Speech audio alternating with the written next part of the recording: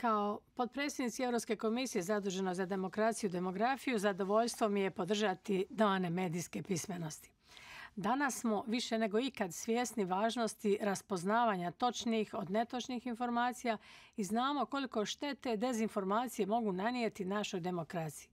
Stoga upravo radimo na paketu mjera za zaštitu demokracije koji će pomoći jačanju europskih organizacija civilnog društva i podržati države članice u uključivanju građana u proces donošenja odluka.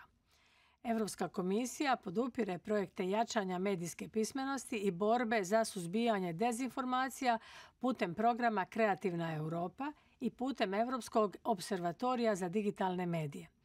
Medijsku pismenost potičemo i putem obrazovanja i osposobljavanja direktivom o audiovizualnim medijskim uslugama. Ovo su samo neki od programa Europske komisije, ali unatoč svim naporima posla ima još puno i veselim se našem zajedničkom radu na promicanju medijske pismenosti u Hrvatskoj i u cijeloj Europskoj uniji.